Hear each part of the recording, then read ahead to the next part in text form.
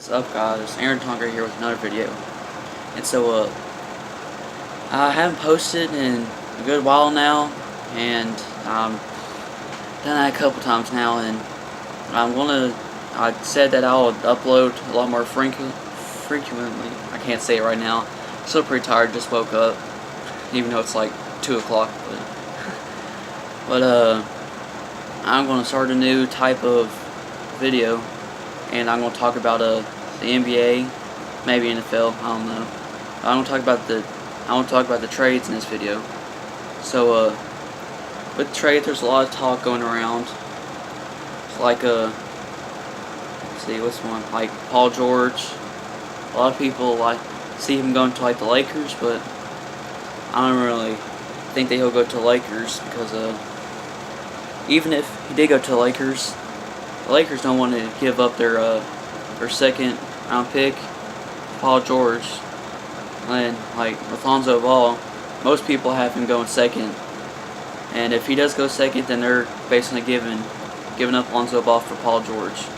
Now, some people might think that's better, some people might not, but I think Paul George will just re-sign at the Pacers, just because the Pacers, the only reason why he wouldn't is because they can't get a ring. But look at the Lakers right now; they're not much better.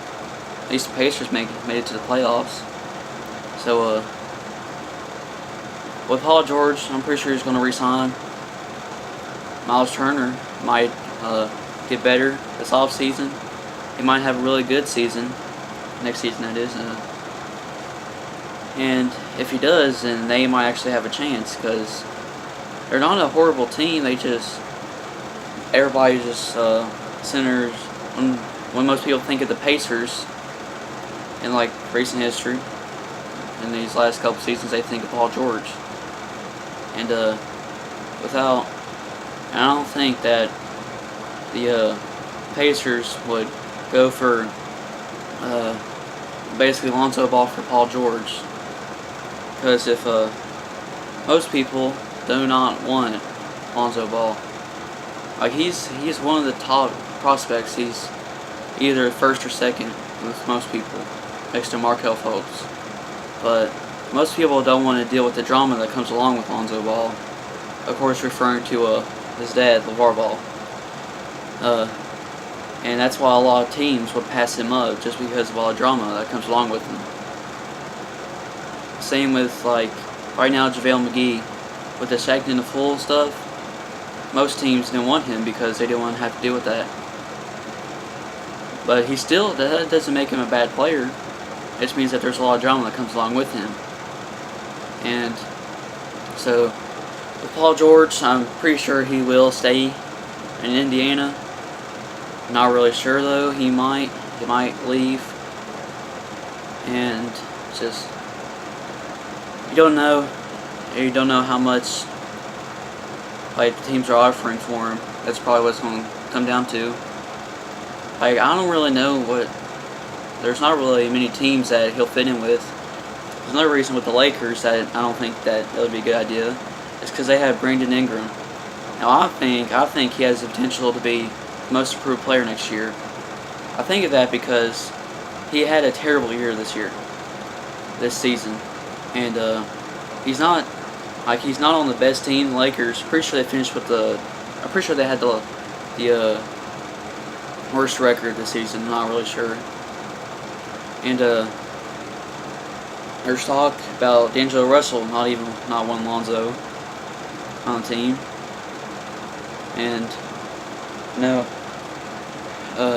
Brandon Ingram, I think that he will step up next year. I think that he'll put in a lot of work this offseason, and he'll become maybe even the face of the Lakers these next few years. Or he might not. He might just be considered a draft bust if he doesn't ever do anything.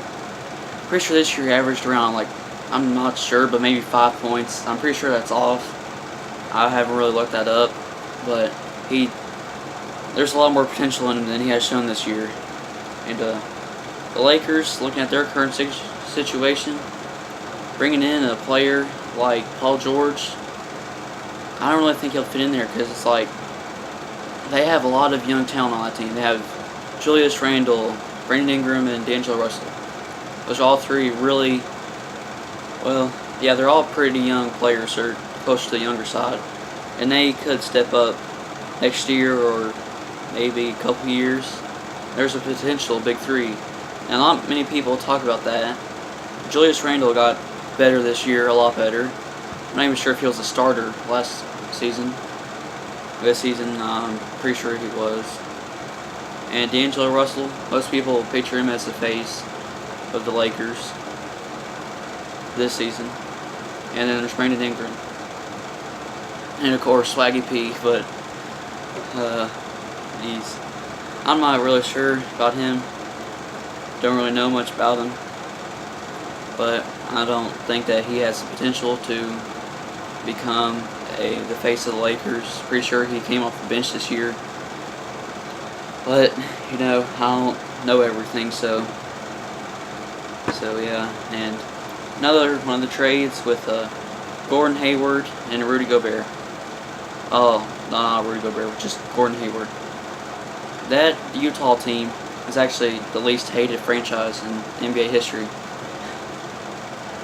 And I'm pretty sure the only stars that they've had are, I'm probably going to get this wrong, but John Stockton and Karl Malone. I hope I didn't get that wrong, but, you know, I'm only 13, so I don't really know that much. Just got into NBA a couple years ago.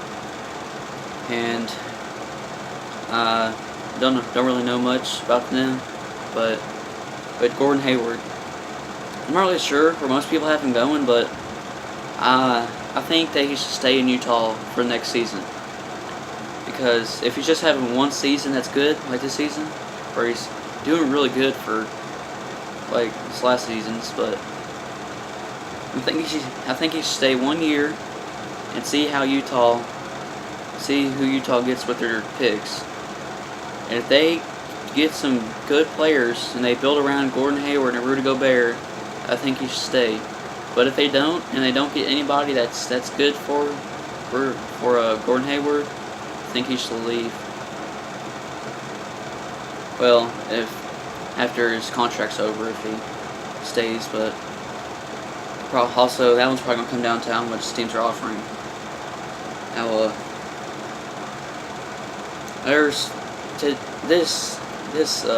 season was really, there's a lot of players that did good this season that a lot of people didn't see, and there's a lot of talk of trade, like Chris Paul too. A lot of people say, oh, you should go to the Pelicans to get a big three with him, DeMarcus Cousins, and Anthony Davis. But the Anthony Davis, DeMarcus Cousins, that hasn't worked out, and I don't think it will. It's like they're two big men, and all you can say is like, oh, well, they could just do the Twin Towers thing and just be like that, then have a pass-first guard like Chris Paul. But Pelicans need to make the playoffs this year, and just adding Chris Paul, that's not going to get you to the finals. I don't even know about the playoffs.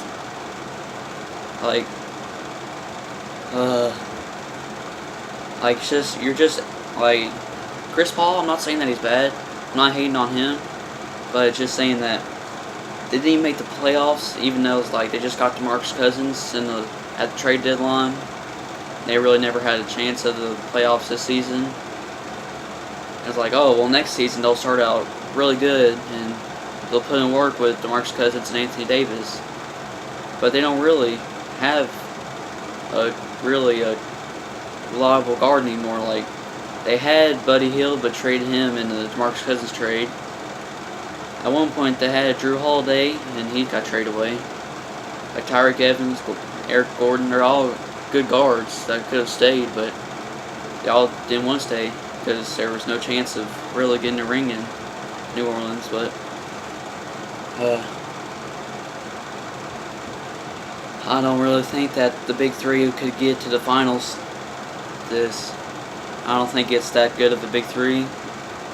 Not hating on Anthony Davis, DeMarcus Cousins, or Chris Paul at all. I'm not trying to hate on them, but I'm just saying I don't think that they're like the caliber players to just add one player and then they're to the finals. like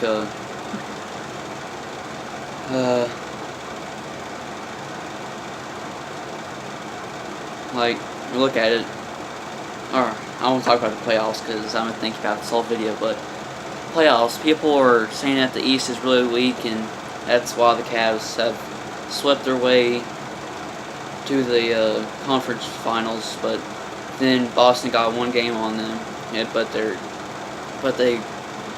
beat them 4-1 anyway. So, oh, whoops, but sit back up here. All right, and well, no, all right, there it goes, but. And they beat them 4-1. They're going to the finals. It's Warriors and Cavs again. I saw this coming, just because most people did. Like I like the Cavs, but I kind of want to see something different to see this finals. Excuse me, but these playoffs have been crazy. How many records have been broke this season? And like with the playoffs, the Warriors just set a new record for the most. I guess it was like the least amount of losses. I guess because they swept everybody. They did not lose once in the playoffs, and the Cavs lost once, and they set the new record.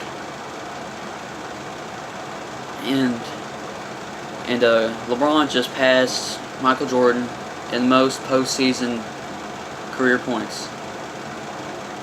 And you know that's just another thing for people to argue with the is LeBron better than Michael Jordan.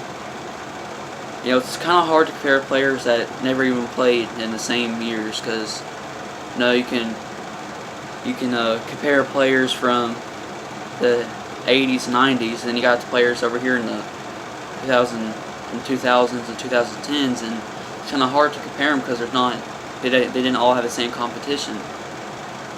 But with the finals, I'm not really sure. You know, there's always the Warriors joke. The Warriors blew a 3-1 lead, but I don't think that's going to happen this year. They added Kevin Durant, and even though a lot of people did not like him for that decision, I think for Kevin Durant that was the best decision he could have made. Because Thunder, they weren't getting done for him. All they had Russell Westbrook and KD. That's all they had. They never really got another all-star player, or somebody that has potential to be an all-star. And so Kevin Durant just decided, he said, well, they're not getting it done for me, so I'm going to go and give me a ring with the Warriors.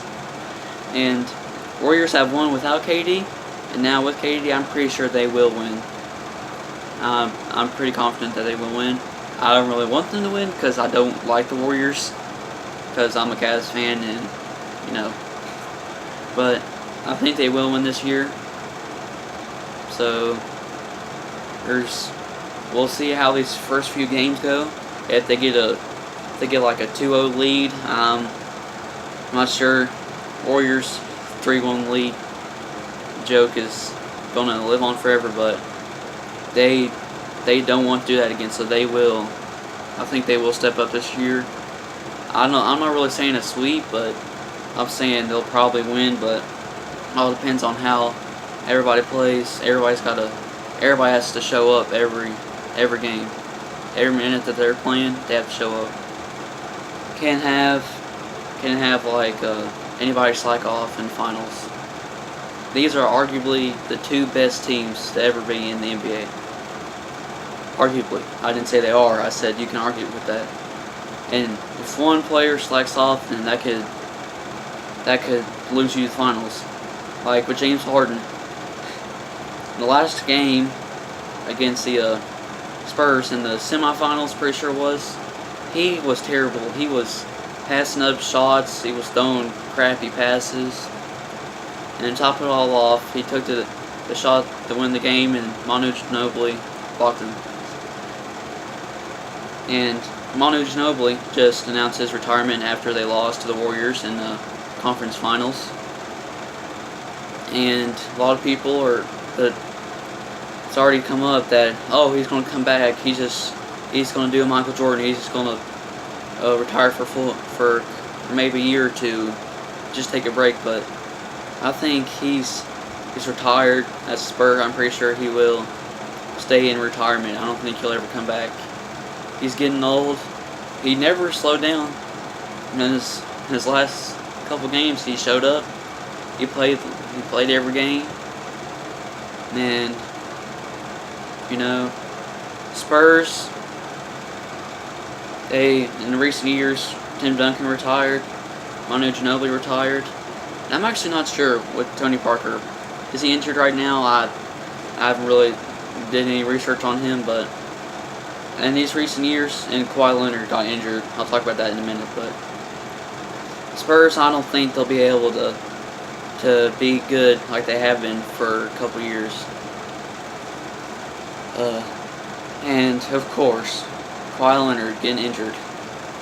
Was it really a dirty play by Zaza Pachulia with the illegal closeout, as it's called by the Spurs coach Greg Popovich?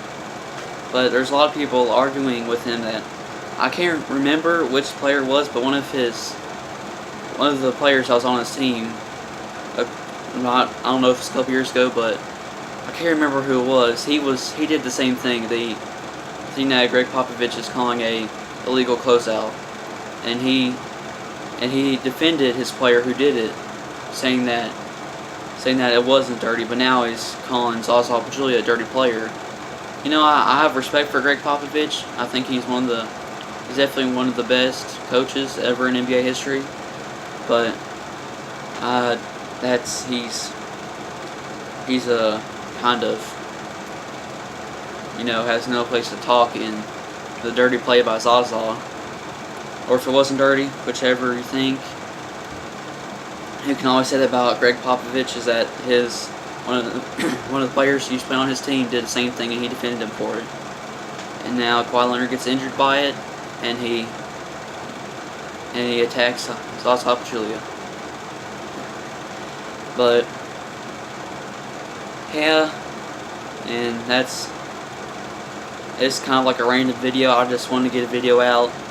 It's the first of hopefully many, not talk shows, but I sit down here and just talk about things in the NBA. And I'm still working on how to record on Xbox. I still cannot find it. I know how to do it, but how to record it, I can't find the app that you need for it, and I don't know if I'll ever be able to. I actually just signed into my old account on here, so I lost my Shaq Jr. character, or not character, but my career. But what happened with him is, got drafted to Utah, averaged a good 23 points per game. I averaged 3.1 blocks. But the Jazz are on 2K are terrible. They're not really that bad. In real life, made the playoffs. They're not terrible, but I requested a trade to the Magic because they had 94% interest in me. And with the Magic, the second game I played for them, I got injured. It was actually my ACL. I came down from a dunk, and then it just happened. I got injured. So I decided to just retire the player, and then I got Xbox Live Gold for 12 months for my old profile, and I'm playing actually my career player right now. Tried to create myself and like the height and weight. He's a 6'2", because that's how tall I am. 6'2" point guard. He's a playmaker. It's either between sharpshooter or playmaker, but sharpshooters are just kind of like not really that fun to play for me anymore, because every time I get to the 3-point line I just shoot it. So I had to make a playmaker, because I can drive to the basket. Even though 6'2", I've been working on that my career. I actually just got drafted 30 minutes ago. I got drafted, was it 6? Yeah, it was 6 to the I can't remember the team right now. Hold up. Let me look at it real quick. Well, I got drafted to the Pelicans. And with the talk of Chris Paul, DeMarcus Cousins, and Anthony Davis, I'm a guard. I'm a little bit taller than Chris Paul. Maybe we can make a big three with Pelicans. Yeah, I just started that last night, actually. I'm still kind of tired because I just woke up, but I'm actually going to upload some videos next week of the outdoors. Because it is, let's see, today's Friday, and 2 days ago, so nine days ago, it was the last day of school. And I think this is my first video in the summer, and I was hoping to already have at least 5 by now, but it's just been really, it's been terrible weather, really, is what I can blame it on. And like it just rained really badly. Yeah, and what is it, like May? It's at the end of May and it's still raining. Of course, that's how it is in Kentucky. That's how it goes. But one of the things I'm going to do, and some of my next videos, is I'm going to work on my fort up in the woods. It's not the most flashy thing, but I'm going to work on it. And I'm going to just do more of those exploring videos. Instead, for the next few ones, I'll actually go up in the woods and not just down creeks. The creeks were just a start, and but also with my videos, I can see that the Shaq Jr. videos were only getting 3 to 6 views, and outdoor videos were like 35 views.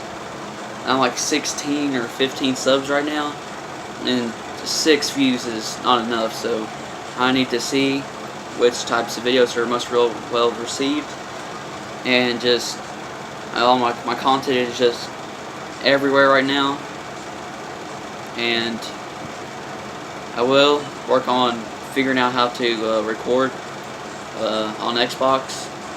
I know I'm still working on it, and getting a GoPro. I might get one this summer, but so I will see you guys in the next video, I guess, and well, peace.